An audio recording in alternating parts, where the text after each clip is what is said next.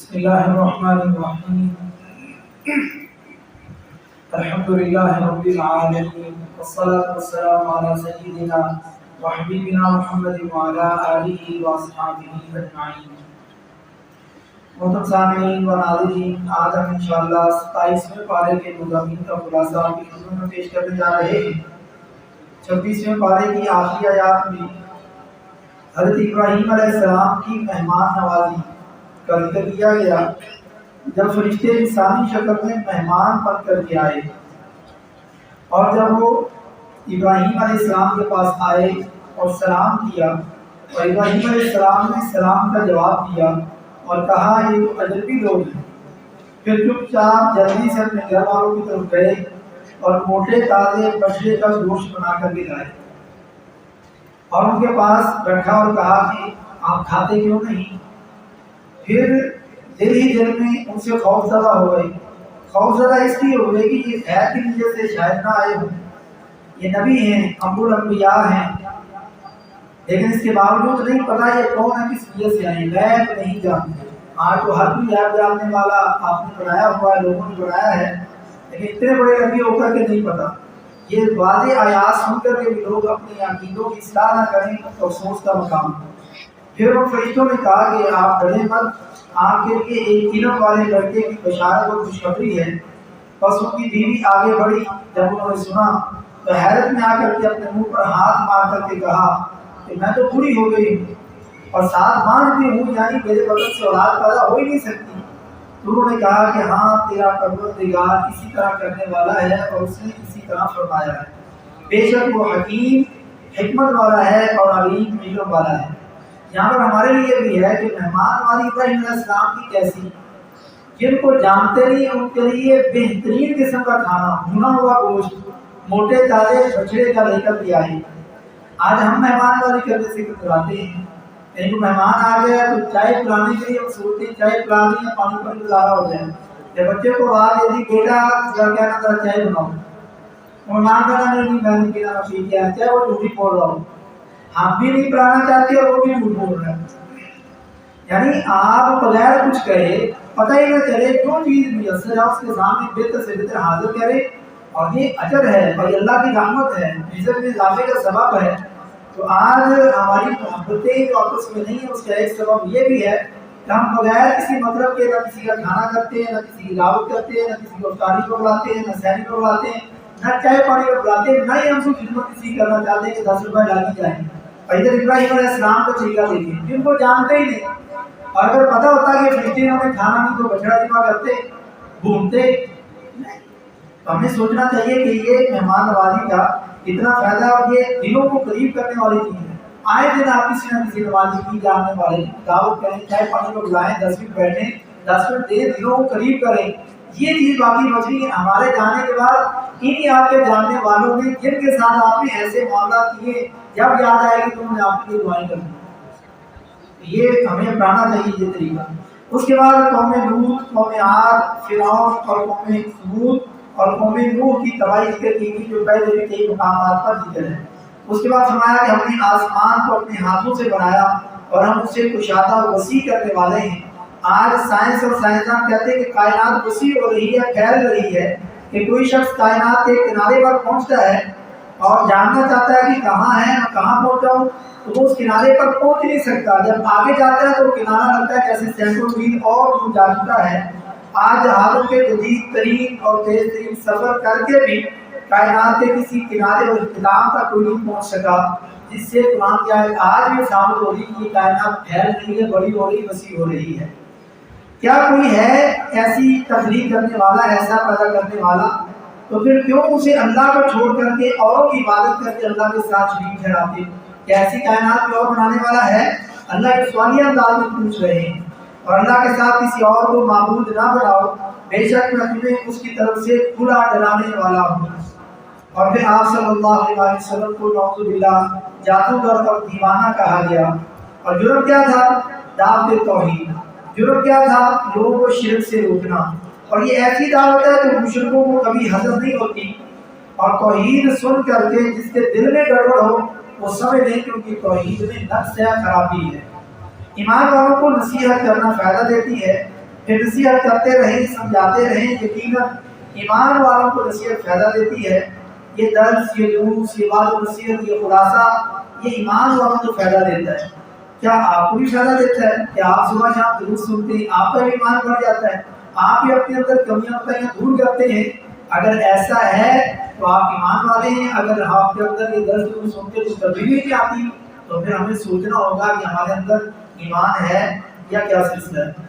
اس کے بعد انسانوں اور جنوں کی پیدائش کا مقصد ذکر کیا کہ صرف ایک اللہ کی عبادت کے لیے تمہیں پیدا کیا گیا۔ اس آیت میں انسانوں اور جنوں کو یاد دہانی کرائی گئی ہے کہ جس کو آج انہوں نے فراموش کر رکھا ہے، اور عبادت علم حاصل کر کے سیکھ کر کے کی جاتی ہے۔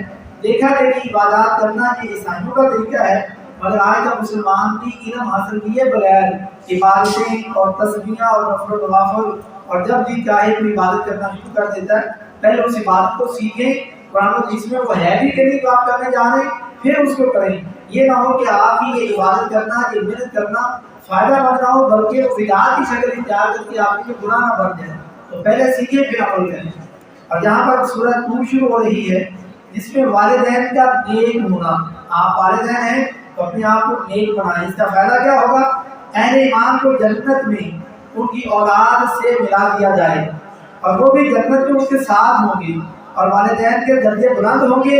اللہ رب العزت ان کی اولاد کے درجے بلند کر کے ان کی اولاد کو والدین کے ساتھ ملا دے گا، جس سے یہ معلوم ہوتا ہے کہ اگر والدین نیک ہیں، ان کے جنت میں درجہ بلند ہے، اور آپ نیک تھے، کم تھے، جنت میں نیچے گئے ہیں، تو اللہ تعالیٰ نے دونوں کو ملانا ہے۔ یہ تو نہیں کہ اللہ جن کا مرتبہ زیادہ ان کو نیچے لائی کام کر دیتے ہیں، بلکہ فضل کرتے ہوئے، رحمت کرتے ہوئے اولاد کا درجہ بڑھا کر کے اوپر والدین کے ساتھ پہنچا دیں۔ اور دادا دادی اگر اور نیک ہیں، ان کا درجہ اور ہے، تو آپ کے والدین اور اونچے، اور آپ بھی والدین کے ساتھ، دادا دادی کے ساتھ۔ یوں محسوس ہوتا ہے اس آیت سے اللہ تعالیٰ کہ آپ کا کنبہ خاندان اگر نیک ہے تو سارے جنت میں اکٹھے ہوں گے، اور جن کا درجہ بلند ہوگا انہیں کے ساتھ ہوں گے۔ اللہ کم تو نہیں کرے گا، لیکن جن کا کم ہے تو فضل اور کرم سے بڑھا دے گا۔ اس لیے ہمیں اپنے آپ کو نیک کرنا چاہیے اور اپنی اولادوں کو نیک بنانا چاہیے، تاکہ جنت میں سب اکٹھے ہوں۔ جس طرح دنیا میں آج ہمارا پاکستان کلچر ہے، شادی ہونے کے بعد باپ نہیں چاہتا کہ میرا بیٹا الگ ہو، دونوں بھائی ہیں تینوں اکٹھے رہیں، تو ہوتا نہیں ہے، بعد میں لڑائیوں کے اکٹھے ہوتے ہیں۔ یہ سسٹم صحیح نہیں، ہمیں اس کی اصلاح کرنی چاہیے۔ شادی کریں، میں نے جو دیکھا ہے معاشرے میں، میری چھوٹی سی عمر کا تجربہ، شادی کے پہلے دن 2-4 دن بعد ان کو الگ کر دیں۔ اگر آپ اپنی اولاد کو سننا چاہتے ہیں، اپنا یہ پاکستانی اور انڈیا کے کلچر کو چھوڑ دیں، آپ ان کو اپنے ہاتھوں سے خوشی سے الگ کر دیں، آپ کے بیٹے اکٹھے رہیں۔ جب وہ لڑکے الگ ہوتے ہیں پھر ساری زندگی کو مل نہیں سکتے، آپ ان کو الگ الگ کرتے ہیں، کھائیں پکائیں اپنی زندگی گزاریں، لیکن آپ کو دیر رات ہنسی خوشی نظر آتی ہے۔ اب ساس بہو سے تنگ ہے، بہو ساس سے تنگ ہے، پھر ساری زندگی بولتی ہے نہیں، آپ ان کو الگ کرتے ہیں، اپنی زندگی جیے، آپ اپنی جیے۔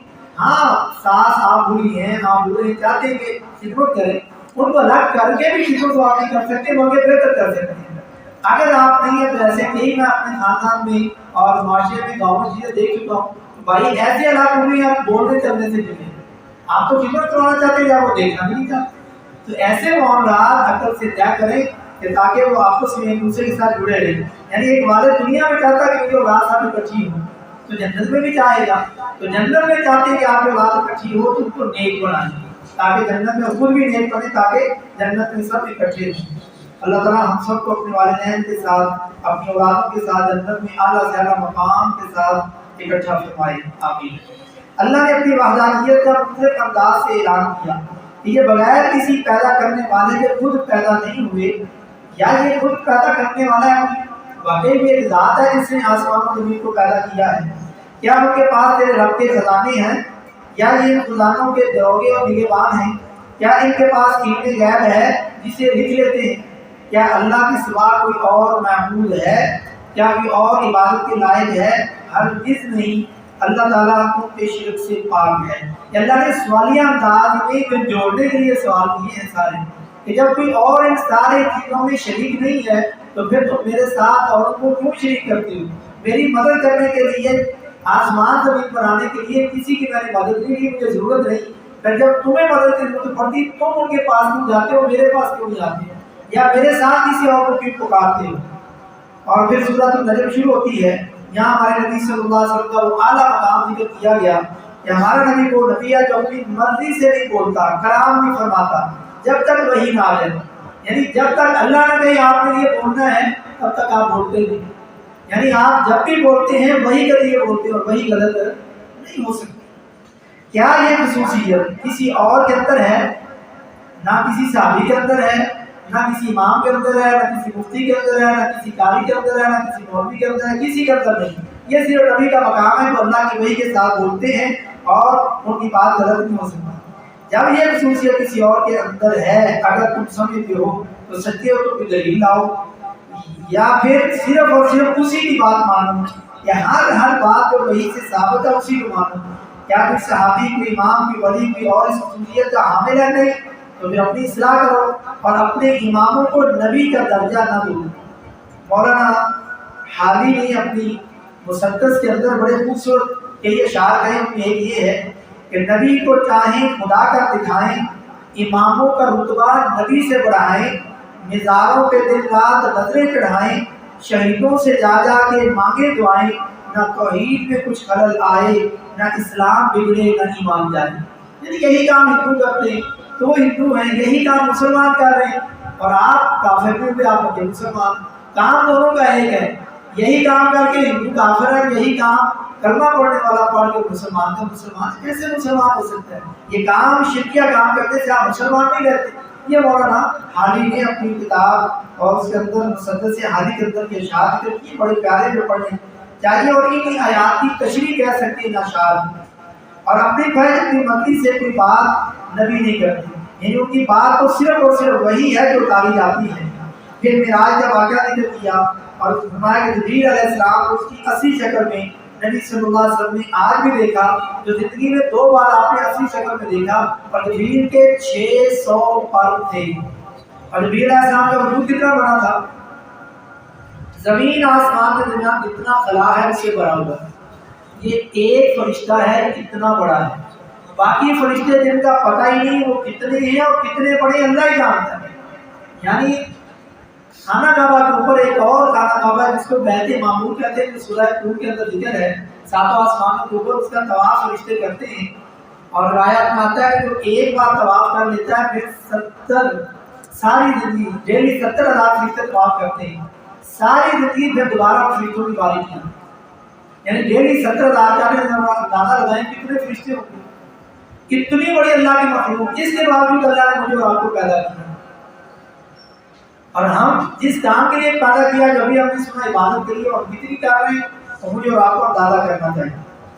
اور یہاں پر لوگ یہ بھی کہتے ہیں کہ معراج کی رات نبی صلی اللہ علیہ وسلم نے اللہ کو دیکھا، ایسی بات کسی صحیح حدیث سے ثابت نہیں، بلکہ صحیح بخاری میں حضرت عائشہ رضی اللہ تعالیٰ فرماتی ہیں کہ جو بندہ یہ کہے کہ معراج کی رات نبی صلی اللہ علیہ وسلم نے اللہ کو دیکھا وہ جھوٹا بندہ ہے، جیسے بخاری کی حدیث ہے۔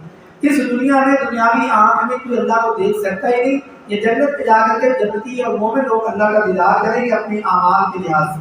پھر عرب کے مشہور 3 بتوں لات، عزیٰ اور منات کا ذکر کیا گیا اور بتایا گیا کہ یہ تو صرف نام ہے جو تم نے اور تمہارے باپ دادا نے یہ لات، عزیٰ اور منات رکھے ہیں اور تم نے ان پر اپنی عقیدے بنائے ہوئے ہیں، اور یہ اللہ نے اس کی کوئی دلیل نہیں اتاری کہ تم ان کے ایسے نام رکھو، بلکہ تم نے اپنی ضد، اپنی اناج، اپنی دشمنی، اپنی خواہش اور مرضی سے آپ ان کے پیچھے پڑے ہوئے ہو، یہ ہمارا یہ بھی کر سکتے وہ بھی کر سکتے، جب تو مصیبت پریشانی لانا اور دور کرنا یہ اللہ کے ہاتھ میں۔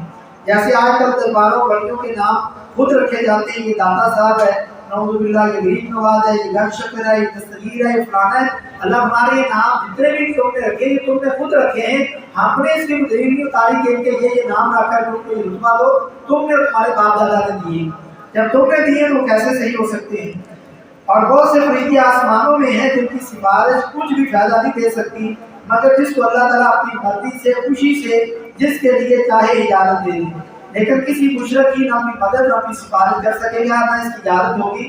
گویا کہ پنجابی کا بھی اللہ کا پھٹا بول کر دیتا ہے کہ انہوں نے جنت نہیں بھیجنا، جیسے سورۃ المائدہ کی 7ویں پارے میں 72 نمبر آیت میں آپ سن چکے ہیں کہ اللہ نے مشرکین پر جنت حرام کر دی، ٹھکانہ جہنم کر دیا، اور قیامت کے دن کی کوئی مدد اور سفارش کرنے والا نہیں ہوگا۔ اس کے بعد فرمایا کہ کبیرہ گناہوں سے بچنے والوں کو اچھا بدلہ ملے گا، ان لوگوں کو جو بڑے بڑے گناہوں سے اور بے حیائی سے بچتے ہیں سوائے کسی چھوٹے گناہوں سے۔ اور آخر میں فرمایا کہ تم اپنی پاکیزگی خود بیان نہ کرو، وہی پرہیزگاروں کو خود جانتا ہے. یعنی خود نیک نہ بنو، یعنی اپنا نیک لوگوں کو نہ بتاؤ کہ میں بڑا نیک ہوں، میرے بڑے چنگے کام ہیں. یہ آپ کو بتانے کی ضرورت نہیں، اللہ جانتا ہے کہ آپ کتنے نیک ہیں. اپنی نیکی کو اپنے پاس رکھیں، لوگوں کے سامنے اس کا واویلا اور اس کی شہرت نہ کریں. انسان کو اس کی محنت کا پھل ملے گا. اور اس سارے ثواب کا مسئلہ ذکر کیا اور فرمایا کہ کوئی بوجھ اٹھانے والا کسی دوسرے کا بوجھ نہیں اٹھائے گا، اور انسان کے لیے صرف وہی ہے جس کی اس نے محنت کی اور کوشش کی، اور یہ کہ یقیناً اس کی کوشش جلد ہی اسے دکھائی جائے گی، پھر اسے اس کا بدلہ بھی پورا دیا جائے گا. پھر سورۃ القمر شروع ہوتی ہے جس میں چاند کے 2 ٹکڑے ہونے کا معجزہ دکھایا گیا، اور مکہ والوں نے مطالبہ کیا تھا کہ آپ چاند کو 2 ٹکڑے کریں، ہم یہ دیکھ کر ایمان لائیں گے. لیکن جب یہ 2 ٹکڑے ہوا وہ پھر بھی ایمان نہیں لائے، بلکہ انہوں نے نبی صلی اللہ علیہ وسلم کو جادوگر کا نام دے دیا، نعوذ باللہ. اور قیامت بہت قریب آ گئی ہے اور چاند پھٹ گیا، اور اگر وہ کوئی نشانی دیکھتے ہیں تو وہ پھیر لیتے ہیں اور کہتے ہیں کہ یہ تو ایک جادو ہے، اور انہوں نے جھٹلایا اور اپنی خواہش کی پیروی کی. اس کے بعد ہم نے اسے ایک نشانی بنا کر کے چھوڑا، کیا کوئی ہے نصیحت حاصل کرنے والا؟ نوح علیہ السلام نے فرمایا ربی انی مغلوب فانتصر، کہ اے میرے رب میں بڑا مغلوب ہوں، تو میری مدد فرما. یعنی اب تو ان سے بدلہ لے لے، 950 سال میں نے تبلیغ کی، یہ مانتے تھے، پھر اللہ تعالیٰ نے اس قوم کو تباہ کر دیا. اور پھر اللہ رب العزت نے 4 بار اس سورت میں یہ آیت نازل فرمائی وَلَقَدْ يَسَّرْنَا الْقُرْآنَ لِلذِّكْرِ فَهَلْ مِن مُدَّكِرٍ. کیا کوئی ہے نصیحت حاصل کرنے والا؟ کیا کوئی ہے جاننے والا اس قرآن سے اپنے آپ کو سیدھے راستے پر لانے والا؟ اللہ سوالیہ انداز میں کہہ رہے ہیں کیا کوئی ہے؟ یعنی اس قرآن سے آپ کو نصیحت مل سکتی ہے. اور یہ کتنی عظیم اور بلند کتاب ہے، مگر عربی گرامر پڑھے بغیر، معانی اور بلاغت کی کتابیں یاد کیے بغیر ہر کوئی اسے آسانی سے یاد کر سکتا ہے، آسانی سے سمجھ سکتا ہے، آسانی سے اس سے نصیحت حاصل کر سکتا ہے. اس سے دنیا کی کوئی کتاب A to Z آپ یاد نہیں کر سکتے سوائے قرآن پاک. اللہ رب العزت نے کتنا اس کو آسان کیا ہے، مگر مولوی صاحب پیچھے پڑھیں گے نہیں، یہ ترجمے نال نہیں پڑھنا ورنہ تو گمراہ ہو جاؤ گے.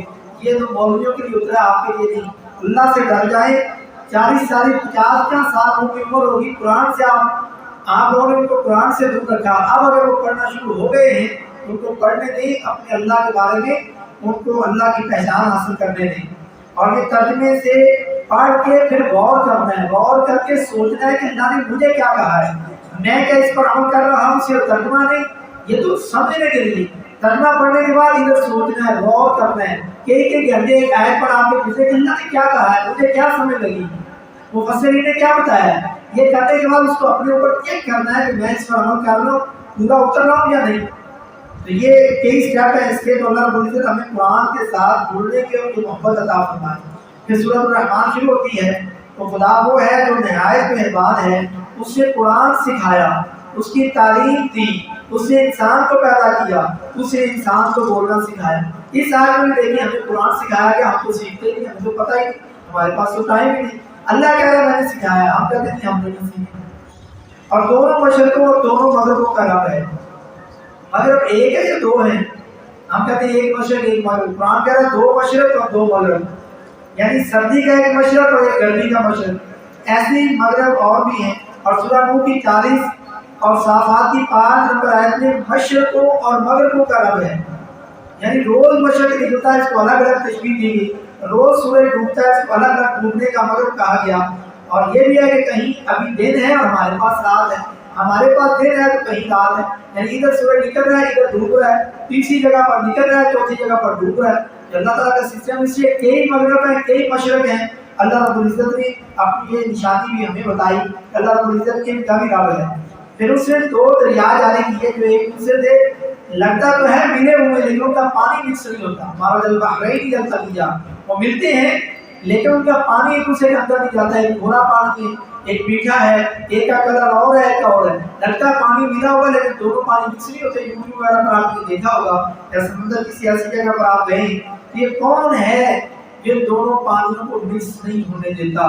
وہ ہے میرا اور آپ کا اکیلا اللہ. اس کے بعد قیامت کے دن ضرب انسان اور جن کے چہرے پر لکھا ہوگا. کیا آپ جانتی ہیں جہنمی آپ کا ضرب جس طرح اسکول کے بعد ضرب لگا ہوتا ہے بورڈ پر، ایسے انسانوں جنوں کا ضرب ان کے چہروں پر لکھا ہوگا. اور فرمایا کہ تم اپنے پروردگار کی کون کون سی نعمت کو جھٹلاؤ گے.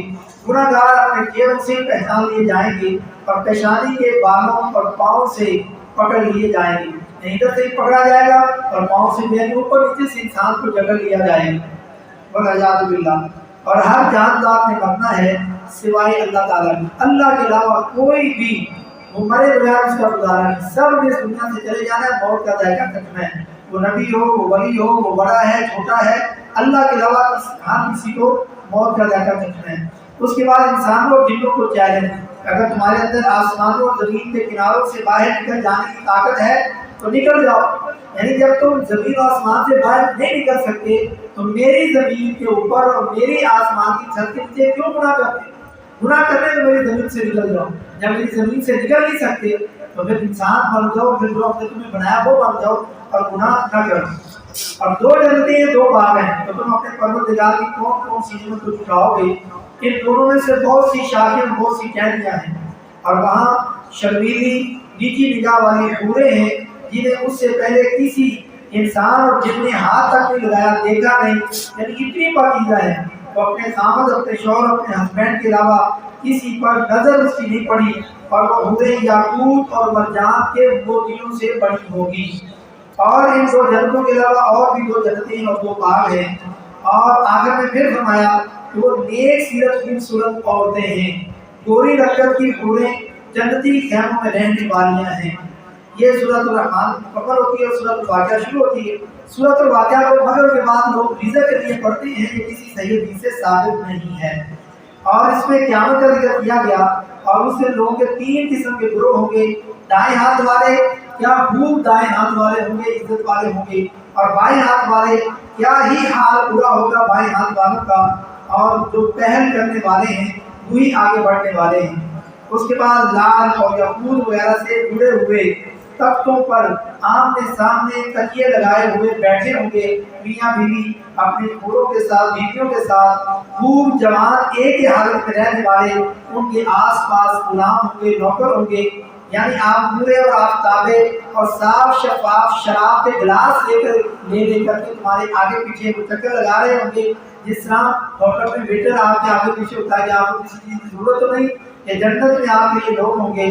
یہ ایسی شراب ہوگی جس سے نہ تو آپ کا سر میں درد ہوگا اور نہ آپ کی عقلیں خراب ہوگی، نہ دماغ خراب ہوگا، اور میوے جس طرح کے تم کو پسند ہوگے وہ ہوں گے، اور پرندوں کا گوشت ہوگا جس قسم کا تم پسند کرو گے، اور جیسا تمہارا جی چاہے گا اس طرح کا تمہیں گوشت باربیکیو ملے گا، اور بڑی بڑی آنکھوں والی حوریں ہوں گی، اور حوریں ایسی جیسے حفاظت سے طے کیے ہوئے موتی ہوتے ہیں۔